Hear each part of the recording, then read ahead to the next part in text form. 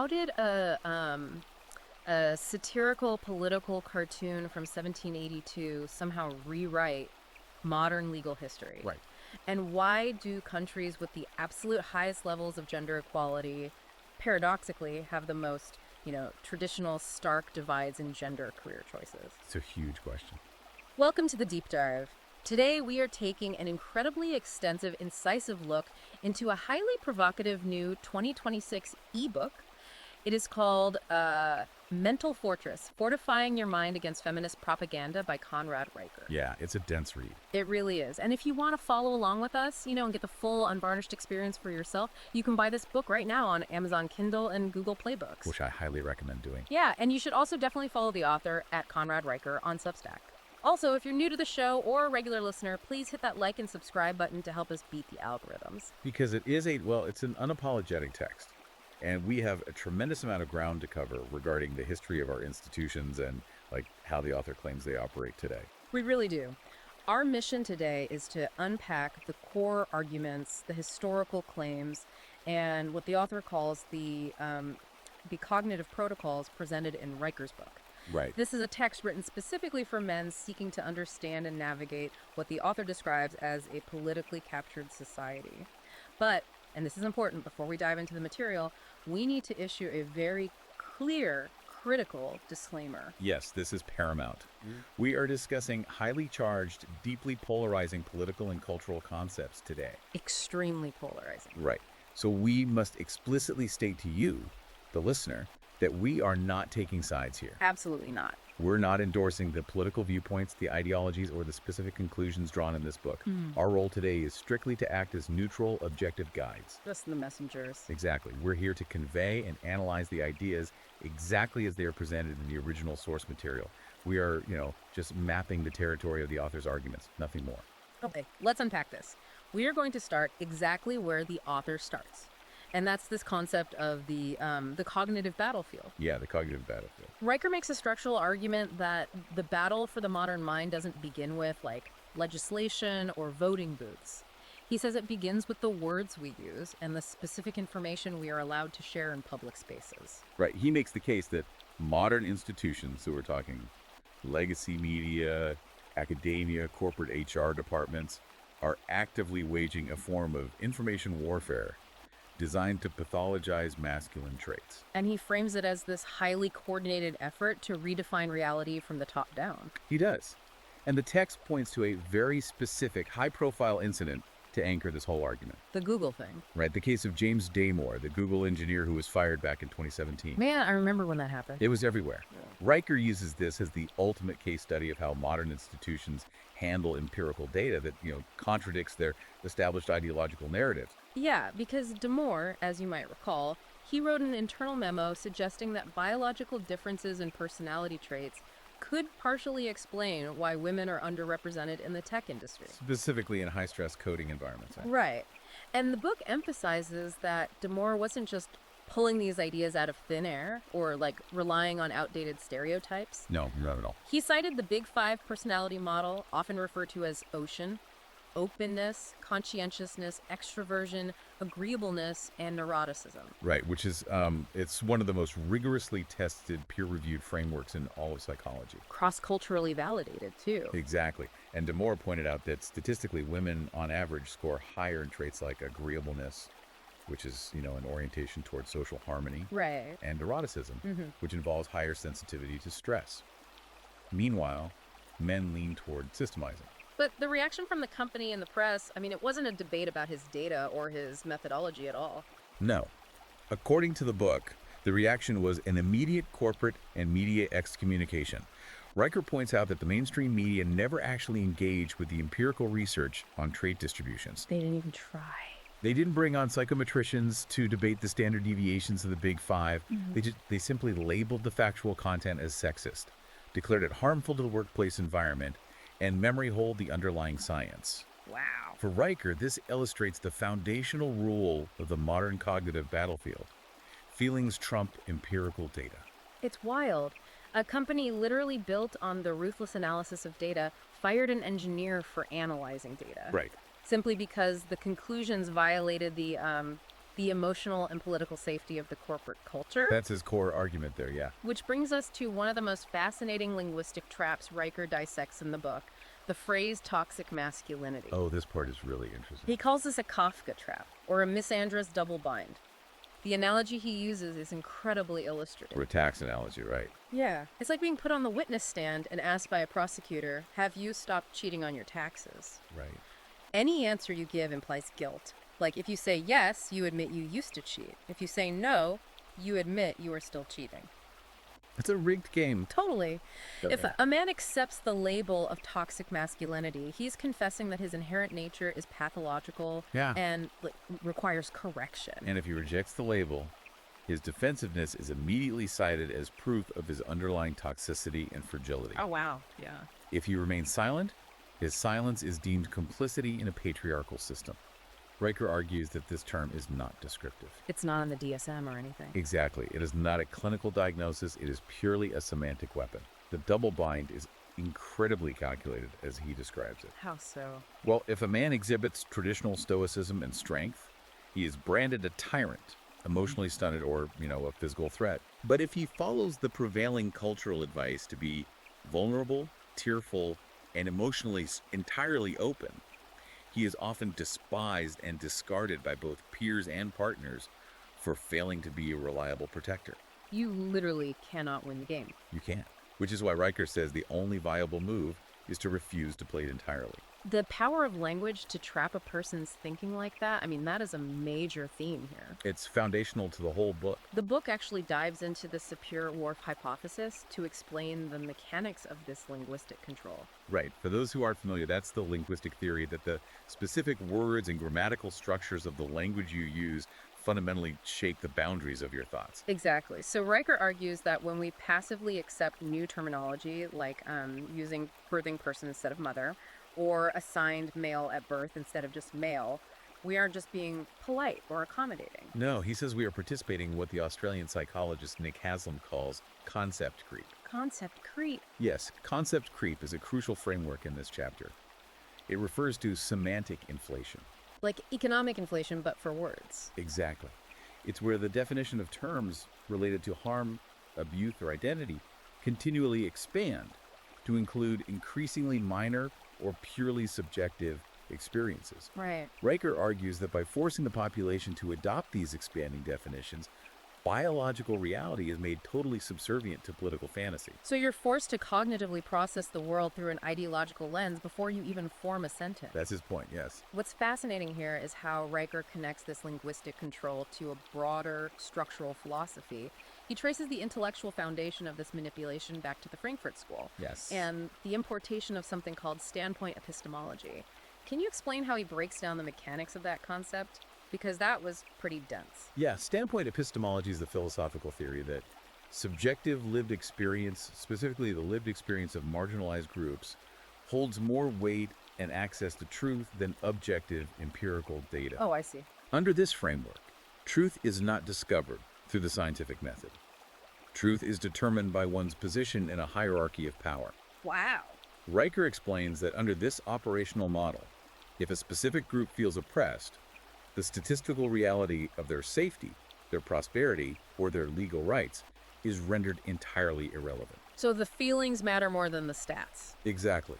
The subjective assertion of harm becomes the undeniable truth, and any attempt to introduce objective data is treated as an act of violence. It effectively means that feelings become admissible evidence, and facts that contradict those feelings become hate speech. That's his interpretation of it, yeah. And Riker argues that nowhere is this mechanism clearer in the corporate world than the implicit association test, or the IAT. Oh, the IAT, right. I think anyone who has worked in a Fortune 500 company, or even a large university, has probably had to take this during a mandatory HR training. Most likely, yes. You sit at a computer, and you click buttons to associate faces of different demographics with positive or negative words, and it supposedly measures your deep, hidden bigotry based on, milliseconds of hesitation. But Riker aggressively challenges the validity of this test. He does, and he relies on heavy academic artillery to do it. He cites a massive 2013 meta-analysis by Oswald and colleagues that examined over 100 independent studies regarding the IAT. 100 studies. Over 100, yeah. And the conclusion of that meta-analysis was devastating to the test's credibility. The IAT completely fails to predict actual discriminatory behavior in the real world. Seriously? Yes, it is scientifically unreliable. You could take the test in the morning and be labeled highly biased, and take it again after lunch and get a completely neutral result. That's crazy. The psychometric reliability is practically non-existent. Yet, despite this being known in the psychological community for over a decade, it remains the gold standard metric in corporate diversity training. So, Riker poses the obvious question. If the science is thoroughly debunked, why do massive corporations continue to mandate its use? Right, and Riker argues that it functions mechanically as a modern witch test. Oh, witch tests. Yes, the point of the IAT isn't to gather actionable data. The point is to extract a confession. It relies heavily on the concept of unconscious bias, which Riker views as the perfect totalitarian weapon. Because you can't see it. Because it accuses you of a thought crime that exists in a part of your brain you cannot consciously access. You cannot mathematically or logically prove you don't have an unconscious bias. Right, because how do you prove a negative about your own subconscious? Exactly. Therefore, it acts as a permanent mechanism of guilt, allowing corporate HR departments to extract what Riker calls a diversity tax. A diversity tax. It ensures that employees confess their innate guilt and must submit to continuous, unending re-education, effectively cementing the power of the HR apparatus. Wow. Okay, so if linguistic manipulation, standpoint epistemology, and corporate HR mechanisms are the weapons being used to rewrite reality, what is the actual physical reality that Riker claims is being deliberately erased? Biology. Right. He argues it all comes down to biology. The book leans heavily into evolutionary psychology and neuroscience to assert that men and women are fundamentally, structurally different. Riker points specifically to the extreme male brain theory. Tell me about that. It was pioneered by Simon Baron-Cohen at Cambridge University's Autism Research Center back in 2003. Okay. Baron-Cohen's research demonstrates that fetal testosterone exposure in the womb fundamentally alters brain development. So even before birth. Exactly. It creates a cognitive advantage for what he calls systemizing. Systemizing is the drive to analyze, explore, and construct systems. Like engineering stuff. Yeah, it's a deep neurological orientation toward things, inorganic patterns, spatial mechanics, and logical inconsistencies. Well, the female brain, according to this research framework, leans statistically toward empathizing. Empathizing, right, which is an orientation toward people, emotional resonance, nonverbal cues, and maintaining social cohesion. Okay.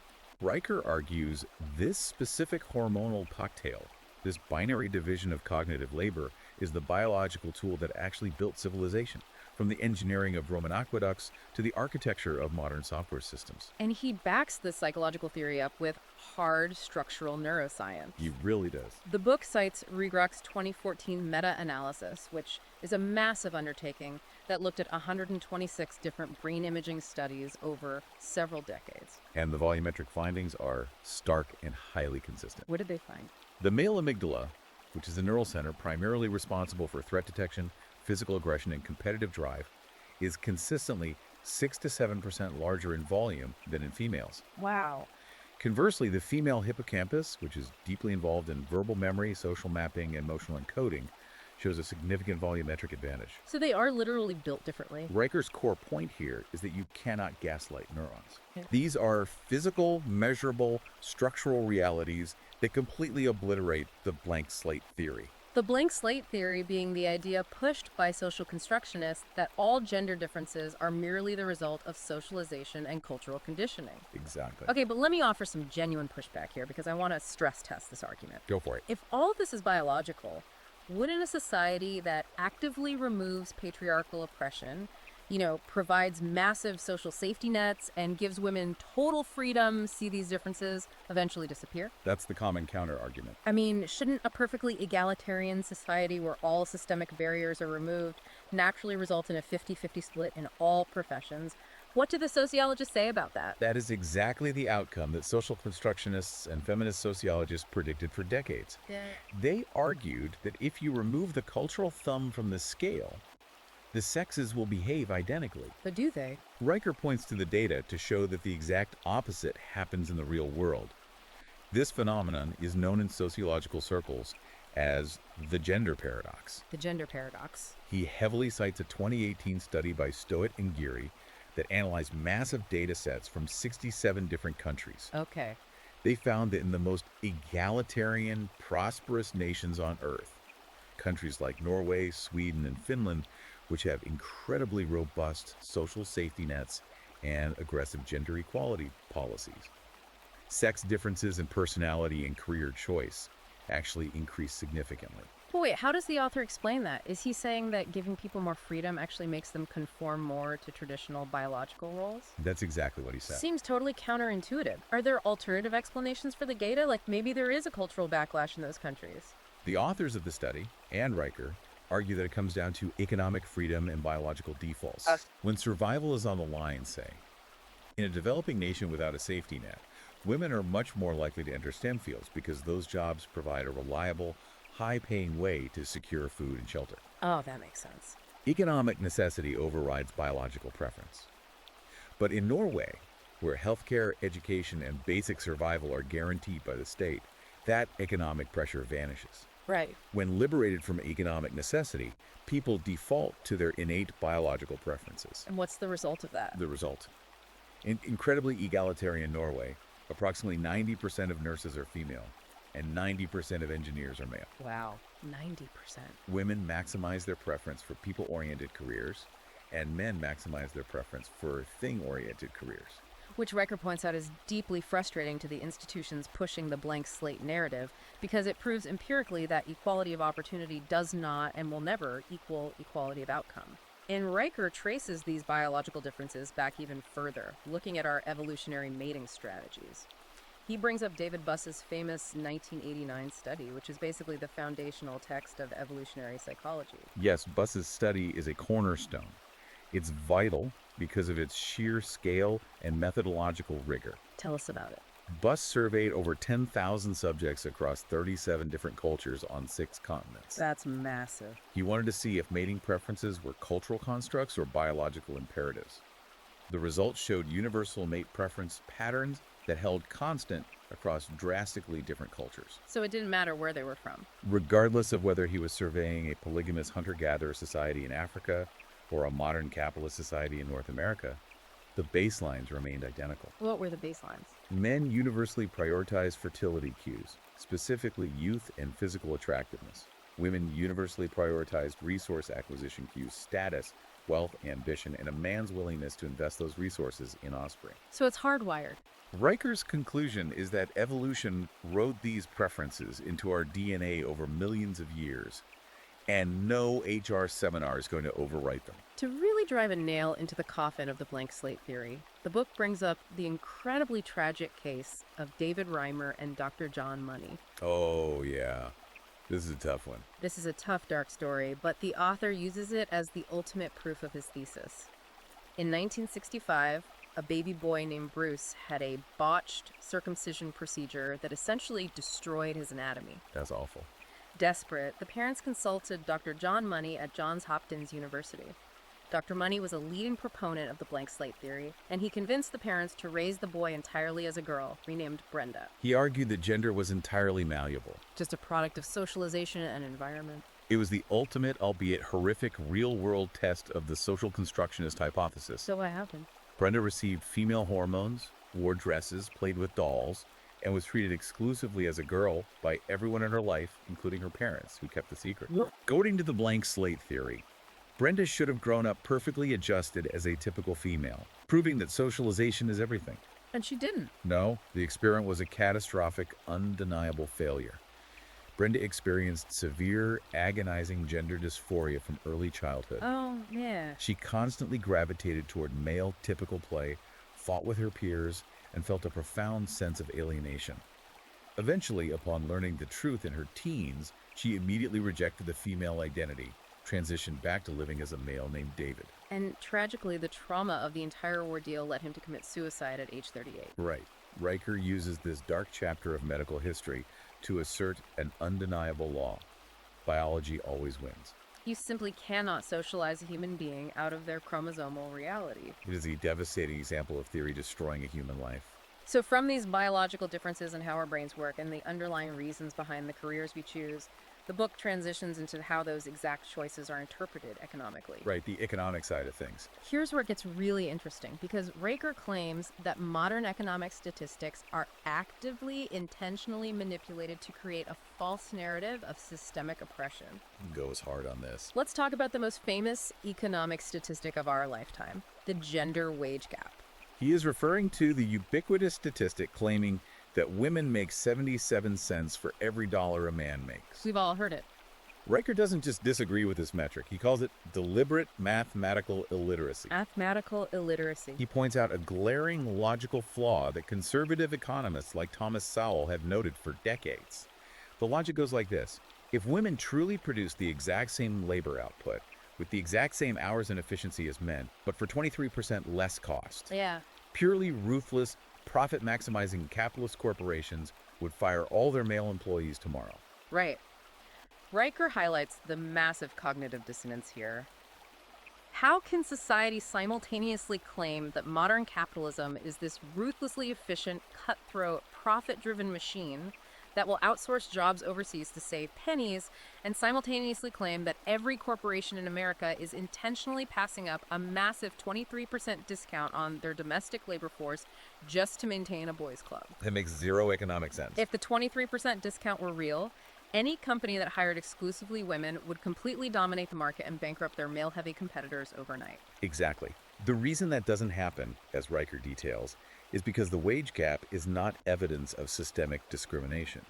It is an artifact of aggregate data that intentionally ignores complex individual choices. Break that down for me. The 77-cent figure is derived simply by taking the median earnings of all full-time working men and comparing it to all full-time working women, completely ignoring what they're doing. So it's just a raw average. Yes. When labor economists actually control for the relevant variables, such as total hours worked per week, continuous years in the workforce without gaps, occupational specialization, willingness to work graveyard shifts, willingness to work in physically dangerous conditions, and willingness to relocate for promotions, the gap virtually vanishes. Well, it disappears. It shrinks to within a few percentage points, which can often be attributed to differences in salary negotiation tactics. But the narrative of discrimination absolutely persists, especially in high-status fields like academia and STEM. Oh, definitely. Riker cites a massive 2015 study from Cornell University by Williams and Cece that completely upends that narrative. This study is fascinating. They designed a brilliant empirical test. They send out identical faculty applications for tenure-track STEM positions to hundreds of universities. Right. The resumes, the experience, the publication records were exactly the same. The only variable they changed was the gender of the applicant on the top of the resume. And what did the data show? The data showed a massive, undeniable bias, but in the exact opposite direction of the prevailing narrative. Which way? The researchers found a 2-to-1 preference for hiring women over equally qualified men in academic STEM positions. 2-to-1. Yes. The empirical data demonstrated that if you are a woman applying for a STEM faculty job, you have a massive systemic advantage, completely debunking the myth that women are actively kept out of these fields by patriarchal bias. The gates aren't closed, they are being held wide open. According to this study, yes. Riker points out that despite studies like this, the 77-cent myth is still repeated by politicians, journalists, and activists daily. So how do the proponents of the wage gap keep it alive when the data so clearly contradicts the narrative? Riker explains that they utilize a well-known rhetorical strategy called the Mott and Bailey fallacy. The Mott and Bailey fallacy. It's a concept drawn from medieval castle defense. The Bailey is the fertile, highly desirable land outside the castle walls. It's very profitable, but very hard to defend. Okay, so that's the Bailey. In rhetoric, the Bailey is the highly controversial, aggressive claim they push on television and in political speeches. You know, women are paid 23% less for doing the exact same work due to rampant sexism. Right. It's a great soundbite, it rallies the base, but it's factually indefensible. But when a statistician or an economist corners them with the actual labor data about hours worked, danger pay, and career choices, they retreat to the Mott. Exactly. The Mott is the fortified stone tower. It's cramped, not very profitable, but incredibly easy to defend. The rhetorical Mott is the retreat to a highly defensible, uncontroversial position. Like what? They will say, well, we don't mean that they're paid less for the exact same work. We just mean the complex, subtle societal pressures influence the lifestyle and career choices men and women make leading to different overall earnings. Nobody can really argue with that. It's safe. But, as Riker points out, as soon as the economist leaves the room and the heat is off, they march right back out to the Bailey and start shouting about 77 cents on the dollar again on the evening news. It's an intellectual shell game. That's a good way to put it, yeah. Okay, so we've covered how the author views biological differences and how economic statistics are manipulated. Now, the deep dive takes us into the core of the book. The institutional capture. Exactly. How these theories and manipulated statistics didn't just stay in the realm of academic debate, they became codified into the actual laws, rules, and regulations governing our daily lives. Right. We are talking about institutional capture. And Riker starts with the education system, specifically Title IX's. Title IX of the Education Amendments of 1972 is a perfect example of bureaucratic mission creep. How did it start? It began as a highly popular 37-word promise of equal opportunity. The original text simply stated that no person in the United States shall, on the basis of sex, be excluded from participation in or be denied the benefits of any educational program receiving federal funding. That was it. That sounds perfectly reasonable. But Riker documents how, over the span of several decades, administrative bloat and ideological capture transformed those 37 words into a 2,000-page regulatory weapon. 2,000 pages. Yeah. The mandate shifted from guaranteeing equal opportunity at the starting line to aggressively enforcing equal outcomes at the finish line, regardless of the differing interests of the student body. And Riker argues this environment doesn't just affect sports funding. It fundamentally pathologizes normal male behavior from an incredibly young age in the classroom. Oh, absolutely. He gives this insane but entirely true example of a 7-year-old boy who was suspended from elementary school for chewing a breakfast pastry, a Pop-Tart, into the rough shape of a gun and pointing it. I remember that story. The administrative system treats typical male object play, rough and tumble behavior, and rambunctious energy not as developmental stages, but as pre-crime. Which aligns perfectly with his thesis that our educational institutions have been captured to heavily favor feminine cognitive styles. Right. The modern classroom rewards stillness, compliance, verbal processing, and strict collaboration, while it actively punishes masculine approaches like competitiveness, physical movement, and mild aggression. And the result is that boys are falling massively behind. Boys are falling massively behind in graduation rates and college enrollment, and Riker argues it's because the system was redesigned to treat boyhood itself as a behavioral disorder, requiring medication and discipline. And he claims this capture extends all the way up the educational ladder, deeply infecting academia itself through a mechanism sociologists refer to as the invisible college. The invisible college, yes. I was looking at the section on the invisible college, and it completely reframed how I view academic peer review. In hard sciences like physics or chemistry, peer review is an adversarial process meant to mercilessly stress test claims. That's how it's supposed to work. But Riker points out that in grievance studies in certain sociological fields, it has become an ideological filter. These journals are citing each other 3 to 7 times more than mainstream sources, creating a closed information loop. Yes, he refers to them as citation cartels. Citation cartels, that's a strong phrase. Well, in academia, your career, your tenure, and your funding are entirely dependent on how often your work is cited by other journals. Riker explains the mechanics of this corruption. Feminist academics and grievance scholars sit on the editorial boards of these niche journals. They review their friends' and colleagues' papers, and they cite each other at staggering rates. So it's just an echo chamber. It creates a self-sealing knowledge system. Because they never allow outside adversarial data into the loop, scholarly consensus in these fields just means everyone in their specific political bubble has agreed to repeat the same unproven theories. Wow. They are essentially manufacturing prestige and evidence out of thin air without ever having to prove anything to the outside world. And to prove just how intellectually bankrupt and structurally vulnerable this system is, Riker brings up the now infamous conceptual penis hoax. Oh, this is a crazy story. This was orchestrated by Peter Boghossian and James Lindsay. It's hilarious, but also deeply alarming. It is a stunning indictment of the peer review process in these fields. Tell them what happened. The researchers intentionally wrote a paper composed of absolute, deliberate, meaningless nonsense. Pure gibberish. Exactly. They argued, using dense academic jargon, that the male organ was not a biological reality, but a social construct that was somehow responsible for climate change and hypermasculine environmental destruction. And they submitted this. They submitted it to a peer-reviewed sociological journal.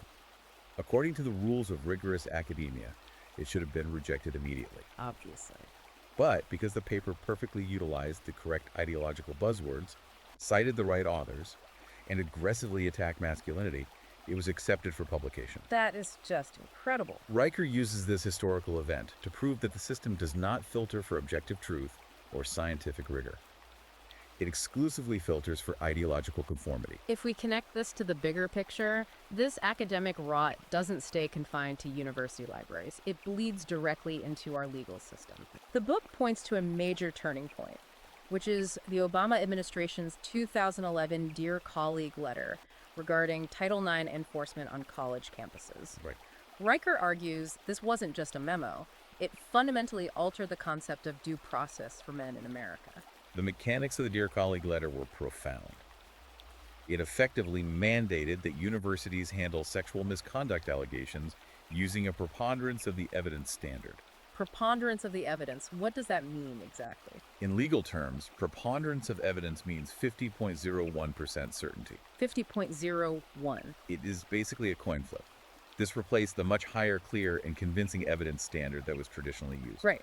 Riker argues this mandate created parallel, shadow legal systems. Universities set up campus tribunals where the accused student had no right to legal counsel, no right to view the evidence against them, and no right to directly cross-examine their accuser. That doesn't sound like due process at all. Under these rules, Riker asserts that a purely subjective feeling of regret the morning after an encounter could be weaponized to expel a man and destroy his future, with almost no burden of proof required. He also explores what he calls the consent trilemma that men face under modern affirmative consent laws. The trilemma, yes. He argues that the legal definition of consent has been shifted to put men in a permanent lose-lose-lose situation. So what are the three options? Option 1, you rigorously follow the rules and constantly interrupt intimacy to ask for explicit verbal consent every 30 seconds or every time the dynamic changes. But Riker notes this completely kills the mood, violates the natural flow of human intimacy, and makes the man look incredibly insecure and uncalibrated. That's option 1. Option 2, you rely on nonverbal cues, body language, and reading the room, exactly like human beings have done for 300,000 years of evolutionary history, but you risk severe prosecution and academic expulsion if she changes her mind about the encounter days or weeks later. And option 3. Or option 3, you look at the legal risks and opt out of the sexual marketplace entirely. Exactly. And Riker wants the reader to understand that this isn't just about campus politics or dating etiquette. It's about a structural, institutional pathologizing of male nature on a macro scale. We discussed the American Psychological Association earlier, didn't we? Yes, the APA. In 2018, the APA released a set of highly controversial guidelines that explicitly labeled traditional masculinity, defining it by traits like stoicism, competitiveness, dominance, and risk-taking as psychologically harmful. Psychologically harmful. Riker views this as a culmination of the institutional capture. The largest, most influential psychological organization in the world officially endorsed the idea that the evolutionary instincts that literally built human civilization, fought wars, and erected cities are a mental defect requiring therapeutic intervention. Which is terrifying when you realize how much authority the APA holds in courtrooms, child custody battles, and therapy offices. It is a massive shift in institutional power. So, to justify this massive institutional capture, to justify treating masculinity as a disease that needs to be cured, Riker claims that history itself had to be deliberately rewritten. Right, the historical narrative. The institutions had to create a narrative of historical, unending female oppression to justify the modern rules. This brings us to the history section of the book, unwriting the myth of the patriarchy. This is a really provocative chapter. The most surprising claim he makes in this chapter revolves around the rule of thumb. We've all heard this, right? Everyone's heard it. The idea that under English common law, a man was legally allowed to beat his wife with a stick as long as the stick was no thicker than his thumb. It is a foundational myth. Yeah. It is taught in university gender studies classes. It is frequently cited in legislative testimony regarding domestic violence. Right. But Riker points out a massive, undeniable problem. It is entirely fabricated. It's fake. No such law ever existed in any English statute, and no judge ever ruled it in common law. The entire myth originated from a single satirical political cartoon published by James Gilray in 1782. A cartoon. The cartoon was mocking a specific unpopular judge named Sir Francis Buller, depicting him carrying bundles of sticks. A political cartoon. A literal joke from the 1700s was misunderstood, repeated, and eventually canonized in modern legal theory as absolute proof of historical, state-sanctioned, patriarchal oppression. It perfectly illustrates Riker's point about feminist historical illiteracy. Yeah. When a historical narrative serves a powerful ideological purpose, evidence is no longer required. The myth becomes the foundation for policy. And he applies this exact same rigorous scrutiny to modern domestic violence data. Yes. The prevailing framework in law enforcement today is the Duluth model. Right, the Duluth model. The Duluth model posits that domestic violence is exclusively a product of patriarchal terrorism, the theory that men use violence as a tool to maintain power and control over women in a patriarchal society. Right, and we should explain how the Duluth model works mechanically in the real world. Please do. Under this model, if police arrive at a domestic disturbance at 2 a.m., they are trained to identify the primary aggressor through this ideological lens of power and control. Riker points out that this almost always defaults to the male being arrested, even if he is the one with visible injuries or if the woman was the one who initiated the physical conflict. Wow. Theory dictates physical reality and police procedure. But Riker contrasts the Duluth model with the actual empirical data. He heavily cites Martin Fabert's massive bibliography, which examined 370 independent, peer-reviewed scholarly investigations. 370. Alongside data from the CDC. And the aggregate data demonstrates conclusively that domestic violence is roughly 50% bidirectional. Meaning both partners are hitting each other. Exactly. Women initiate physical violence against men at roughly the exact same rates that men initiate violence against women. And what about non-reciprocal violence? In non-reciprocal violence, meaning only one partner is hitting the other, women are actually the perpetrators more than 70% of the time. Really? More than 70%? Yes, according to the data he cites. Yet the Duluth model deliberately ignores this mountain of empirical data to maintain the narrative of exclusive male guilt and female victimhood, ensuring that domestic violence funding and resources flow exclusively to one demographic. It's all about resource allocation. Riker then tackles the history of voting rights, which completely blew up the narrative I was taught in school. Oh, the voting rights section is fascinating. The standard narrative is that men maliciously hoarded the right to vote for centuries, systematically excluding women simply because of their sex, until women finally fought for and won the right. But Riker reframes this entirely. How does he frame it? He says it was never a gender struggle. It was a class struggle based on property ownership and conscription. He notes that in the UK, the Reform Act of 1832 only extended voting rights to 9.3% of the male population. Less than 10%. The vast, vast majority of men, working class men, poor men, could not vote either because they didn't own land. Right. The right to vote was historically tied to the obligation to fight in the military or the ownership of taxable land, Correct. not the possession of a Y chromosome. Exactly. Riker points out the pivotal moment. Universal male suffrage finally arrived in Britain in 1918 through the Representation of the People Act. 1918. This gave all men the vote, regardless of property, largely because millions of disenfranchised poor men had just died in the trenches of World War I, and denying them the vote was no longer tenable. You can't draft them to die and not let them vote. Exactly. But here's the critical fact Riker highlights. 1918 was the exact same year women over 30 got the vote in the UK. The exact same year. The gap between all men getting universal voting rights and women getting it wasn't centuries of patriarchal hoarding, it was 0 years for women over 30. Wow. But framing the history as a bitter war between the sexes is much more politically useful for modern institutions. He applies that exact same structural logic to pre-industrial labor. The feminist narrative claims that women's work was systematically devalued by the patriarchy. Right. Riker counters that before the Industrial Revolution, almost all work was household-based and agrarian. Yes, it was heavily sex-segregated men hunted, cleared land, and did heavy field labor, while women managed textile production, child-rearing, and food preservation. But the labor was equally essential for the family's survival. This is a survival strategy. Exactly. The division of labor was a survival strategy against brutal nature, not a conspiracy to oppress women. Industrialization simply shifted the primary location of market transactions from the farm to the factory. Right. The perceived devaluation of domestic labor wasn't a patriarchal conspiracy. It was merely a byproduct of industrial counting moving away from the home. It's all about reframing the past to control the present. Riker asks a fundamental structural question. Which is? If the patriarchy is a monolithic system designed entirely and exclusively to benefit men at the expense of women, how do we explain the bottom of society?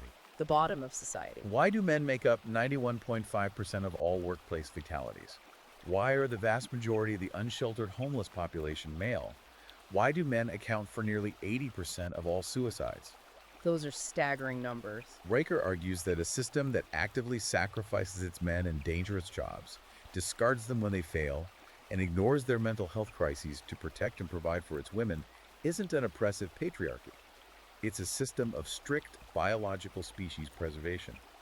It views male utility as disposable. So, if the institutions are captured, if the language is rigged, and if the history we are taught is highly manipulated, what is a man supposed to do? That's the big question. That brings us to our final major topic, building the mental fortress.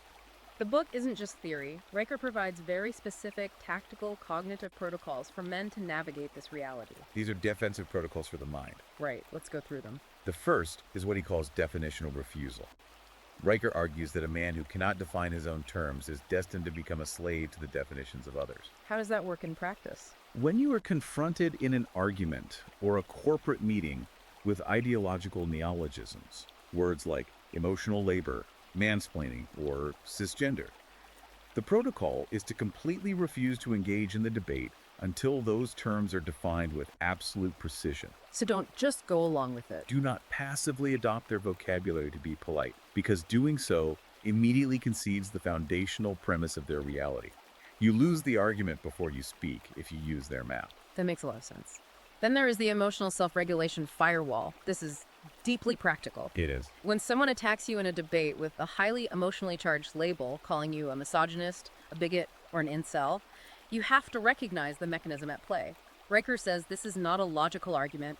It is a biological distress signal meant to bypass logic and summon a social mob. Right, it's a call for the mob. The protocol demands that you cannot react with anger because anger implies you have lost control and hints at guilt. And you absolutely cannot react with vulnerability or apologies because that simply confirms your weakness to the mob. So what do? You have to step back, clinically analyze the attack as a tactic, and refuse to internalize it. And when you do choose to engage intellectually, Riker insists on utilizing the Steelman protocol.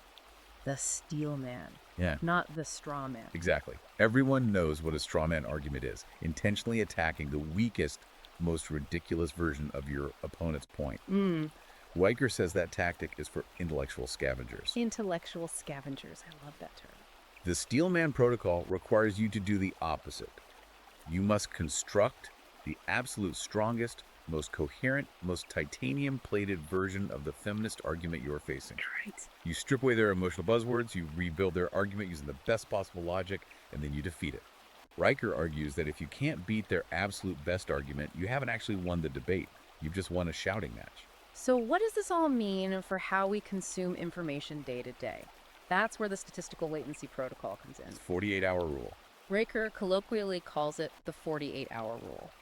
When the media drops a new bombshell study, something with a headline like toxic masculinity linked to climate change, or a new gap in earnings, do not form an opinion. Just wait. Wait 48 hours. Let the independent analysts, the rogue statisticians on Substack, and the critics dissect the methodology, because usually within 2 days, someone finds that the sample size was 50 college sophomores, or the researchers excluded inconvenient data, or the math is just fundamentally flawed. It happens all the time. I have to say, regardless of your political leanings, the 48-hour rule is phenomenal. Practical advice for anyone consuming media on the internet today. It is a necessary mechanism for maintaining cognitive sovereignty. Ultimately, Riker concludes the book with a sobering realization. What's that? He said that people often complain that the system is broken. You hear it all the time. The family courts are broken, academia is broken, HR is broken. Riker says, no, you are fundamentally misunderstanding the architecture. It's not broken. The system is working exactly as it was designed to work by its current ideological architects. It is highly optimized to extract resources and labor from men while simultaneously pathologizing their natural instincts. Wow. Therefore, the only viable solution is to build a mental fortress, rigorously reject the false narratives, and begin the hard work of building parallel institutions. Which brings us to the end of this massive, expansive text. And we wanted to leave you with a final provocative thought to mull over, building on a data point Riker presents near the conclusion of the book. Yes. The Pew Research Center recently noted that public trust in major American institutions, the legacy media, the federal government, academia, public health, has fallen below 40%, reaching historic lows. Below 40%. The media often frames this collapse in trust as a crisis of public cynicism or the result of foreign misinformation. But Riker frames it differently. So, He views this collapse in trust as a highly rational biological survival mechanism by the public. He poses a dangerous structural question. let's hear it. Our entire civilization, the tax base, the physical infrastructure, the maintenance of the power grid, the logistics networks, the military, relies overwhelmingly, almost exclusively, on male labor. Right. If these captured institutions continue to systematically pathologize, disenfranchise, and extract resources from the very demographic that physically keeps the lights on, at what point does the social contract simply snap? Man, it is a heavy foundational question about the sustainability of our society. We want to thank you, the listener, yes, you, for taking this massive deep dive with us today into some incredibly dense, provocative, and challenging material. A lot to cover. Remember, you can read the primary source for yourself and see exactly how Riker lays out his data, his historical analysis, and his cognitive protocols. Make sure to buy Mental Fortress, Fortifying Your Mind Against Feminist Propaganda by Conrad Riker right now on Amazon Kindle or Google Play Books. And check out his Substack. Yes, and don't forget to follow the author for his ongoing commentary and analysis at Conrad Riker on Substack. Absolutely. Finally, please take a second to hit that like and subscribe button on the channel. It helps us beat the algorithms and keeps these deep dives coming. Until next time, keep your mind sharp and your fortress strong.